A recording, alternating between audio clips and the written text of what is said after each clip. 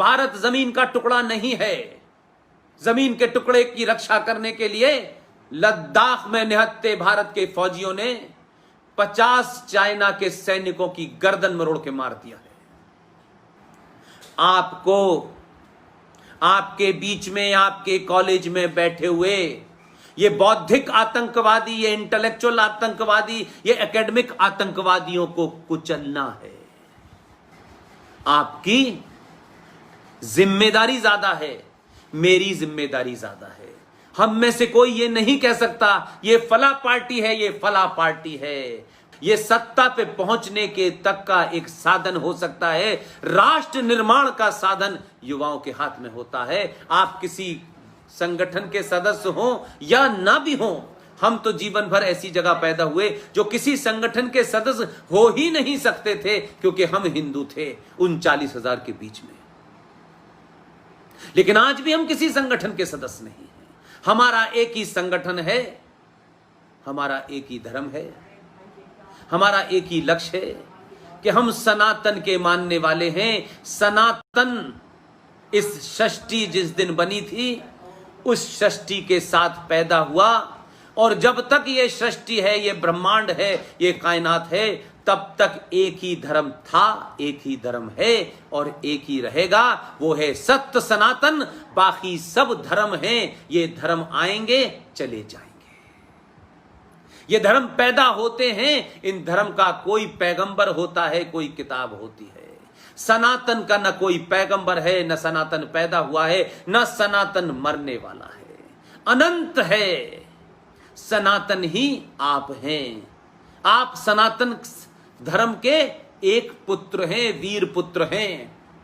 जैसे एक परिवार में कोई कमाएगा, कोई घर की रक्षा करेगा, कोई घर के काम करेगा, इसी तरीके से सनातन में कोई सनातन की रक्षा के लिए कृपाणधारी करेगा, कोई कमाने के लिए बिजनेस करेगा जिसे आप वैश्य कम्युनिटी कहते हैं, कोई आपकी पूजा पद्धति को परफॉर्म करेगा जिसे आप पुजारी कहते हैं, कोई उस जगह को साफ रखेगा जिसे आप अलग चीज से पहचानते हैं। सबका काम बटा हुआ है। ये काम में घालमेल हुआ और काम की बुनियाद पर आपकी हमने विवेचना नहीं की। हमने उस काम को हीन भावना का काम और बड़ा काम में बांट दिया। हम सब लोग अगर पैदा हुए हैं तो हम सब दलित पैदा हुए हैं। अपने काम से, अपने पुरुषार्थ से हम अलग अलग कामों से जाने जाते हैं। लिहाजा आज सबसे बड़ा काम है जमीन पे काम करना।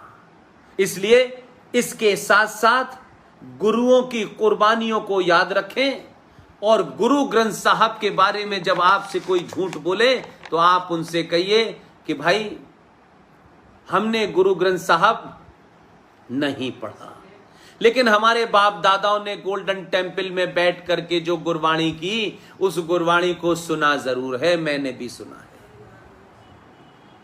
उस गुरु ग्रंथ साहब के अंदर 8,344 बार हरि का जिक्र आया है। उसी ग्रंथ साहब के अंदर 2,533 बार मर्यादा पुरुषोत्तम राम का जिक्र आया है। 17 बार वाहे गुरु का जिक्र आया है। क्या जो लोग सिख पंथ को तोड़ने, सिख पंथ को बदनाम करने, सनातन को बदनाम करने के लिए लंदन पे गालियां दे रहे हैं, सनातन को गाली दे रहे हैं, भारत राष्ट्र को गाली दे रहे हैं, वैंकूवर में दे रहे हैं, उनके बिजनेस स्वार्थ हो सकते हैं, लेकिन क्या गुरु ग्रंथ साहब को भी बदल सकते हैं? क्या इतिहास को बदल सकते हैं? क्या गुरुद्वारा शीशगंज पे किसने अपने शीश कटाए थे उनका नाम बदल सकते हैं? क्या जोरावर सिंह और फतेह सिंह की कुर्बानी में किसका था वो भी बदल सकते हैं? अर्जन देव से लेके किसी गुरु जिसकी भी हत्या हुई, किसने की, क्यों की, क्या उस इतिहास को बदल सकते हैं? और जो लोग अपने इतिहास को सही से नहीं पढ़ते, उनका वर्तमान ठीक नहीं होता। और सनातनियों ने यह गलती की है, इसीलिए आज सनातनी सबसे ज्यादा थ्रेट पे है। क्यों दुनिया आपके पीछे पड़ी है कि आपको समाप्त करना है? अंग्रेजों ने समाप्त करने की कोशिश की नहीं की, मुगलों ने समाप्त करने की कोशिश की नहीं की, क्यों अब एक बड़ा चक्रव्यूह रचा जा रहा है जिससे कि सनातन को समाप्त कर दिया जाए? और फिर ये जो बौने कोई 1400 साल पहले हुआ है, कोई 1000 साल पैदा हुआ है, ये बताते हैं कि हम ही ठीक थे। ये ठीक होते तो पूरी दुनिया में कुछ शांति का पैगाम देते। जिनकी किताब में 30 आयतों में 34 बार जिहाद का जिक्र आया हो, काफिर का जिक्र आया हो, वो कौन सी शांति की बात कर रहे हैं?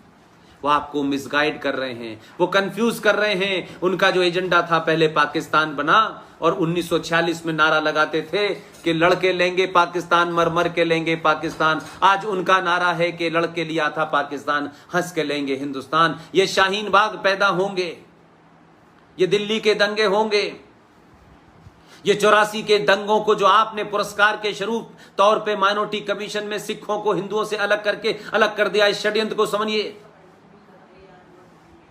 दुनिया में कोई जगह ऐसी नहीं है कि कोई हिंदू गुरुद्वारे में जाने से पहले पूछता हो मैं क्यों जा रहा हूं, और गुरुद्वारे में बैठा हुआ ग्रंथु जो है अपनी दुआ देने से पहले पूछता हो कि तुम्हारा धर्म क्या है।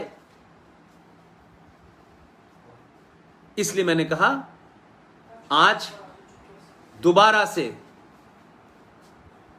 आपको भगत सिंह, ऊधम सिंह, भाई परमानंद, लाजपत राय जी, इन सब लोगों को याद करना है, अपने गुरुओं को याद करना है, जोरावर फतेह सिंह को याद करना है।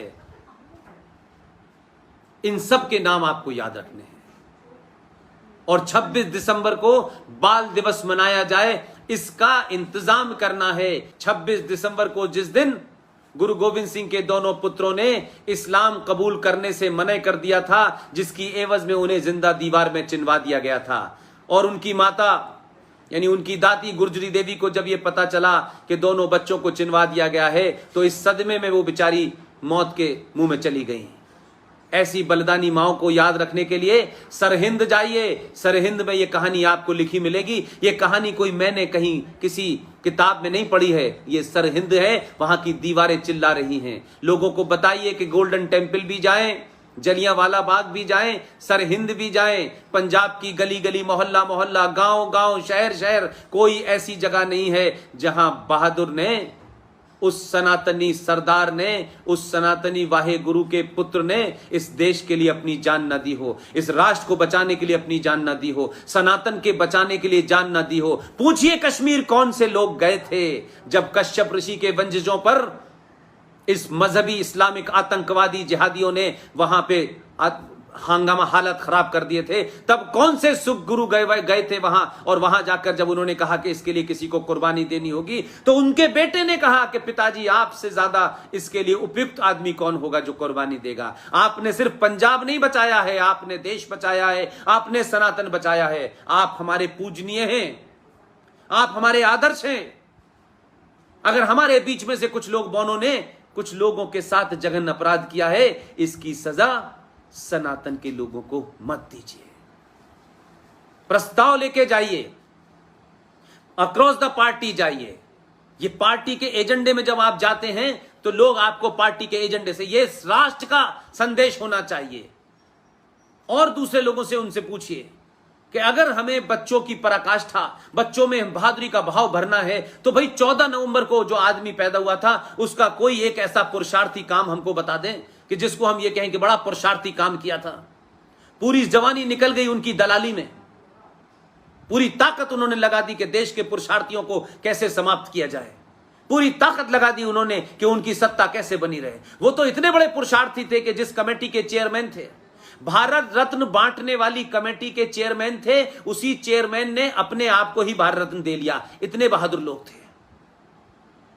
तो 14 नवंबर को भारत में बाल दिवस क्यों मनाया जाएगा? बाल दिवस अगर भारत में मनाना है तो गुरु गोविंद सिंह के दोनों पुत्रों ने जिस तरीके से इस्लामिक आतंकवादी और जिहादियों के सामने पूरी ताकत लगा करके मजहब इख्तियार नहीं किया, अपने धर्म को नहीं छोड़ा। और अगर मैं ये कहूं कि उन्होंने समुंदर को छोड़कर नाली को नहीं अपनाया और अपनी जान दे दी, उस दिन 26 दिसंबर को भारत में बाल दिवस होना चाहिए। तो पंजाब सरकार इसकी घोषणा करे कि पंजाब में बाल दिवस 14 नवंबर को नहीं होगा, बाल दिवस 26 नवंबर को होगा। शहर शहर गांव गांव फेरियां निकलें, बताया जाए 26 दिसंबर को क्या हुआ था। वो उनकी शहादत हुई थी, उनकी याद में उनकी बहादुरी को कन्वर्ट किया जाए। ये शहादत बच्चों के लिए गम का, बच्चों के लिए अफसोस का दिन न बने, बल्कि ये शहादत उन्हें ताकत दे और साहस पैदा करे। और भारत में